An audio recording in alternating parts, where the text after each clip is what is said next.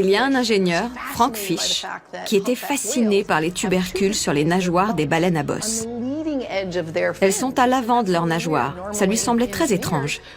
Un ingénieur les aurait placées à l'arrière de la nageoire pour l'écoulement des flux. Qu'est-ce que c'est que cette histoire?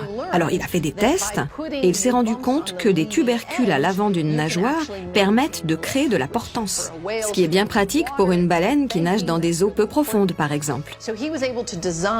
Il a même réussi à concevoir avec son équipe des pales d'éoliennes qui produisent 2 fois plus d'énergie à partir de moitié moins de vent, à cause de cette portance.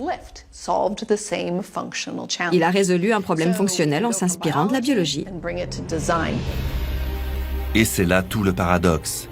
L'être humain, en détruisant la planète et les espèces qui l'habitent, détruit en fait une source quasi infinie d'inspiration, un réservoir de solutions écologiques. Nos actions érodent notre propre avenir.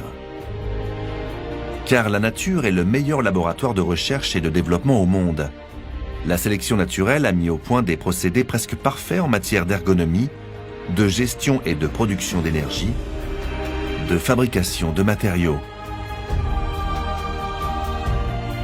Et les plus grandes innovations technologiques, les trains à grande vitesse, les robots, les drones, les éoliennes, sont toutes directement inspirées de la nature. C'est ce qu'on appelle le biomimétisme. Le train à grande vitesse japonais, le Shinkansen, avait un problème avec les tunnels. Il créait une onde de compression en entrant, et à la sortie du tunnel, cela faisait un bang, comme les avions qui passent le mur du son. Les gens qui habitaient à côté des tunnels n'étaient bien évidemment pas satisfaits.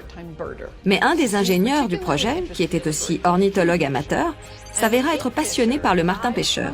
C'est un oiseau qui plonge dans l'eau pour attraper les poissons.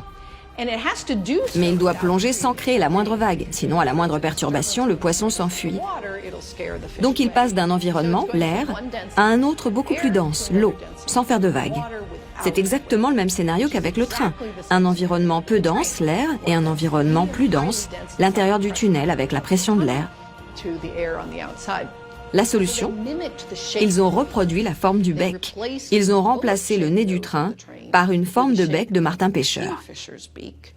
Non seulement ils ont complètement éliminé le bang à la sortie du tunnel, mais en plus ils ont rendu le train plus silencieux et plus économe en carburant. Grâce à un CT scan, des chercheurs de l'université de Manchester ont pu étudier la biomécanique d'une araignée sauteuse. Elle peut sauter jusqu'à 6 fois sa longueur corporelle, contre 1,5 fois pour l'homme.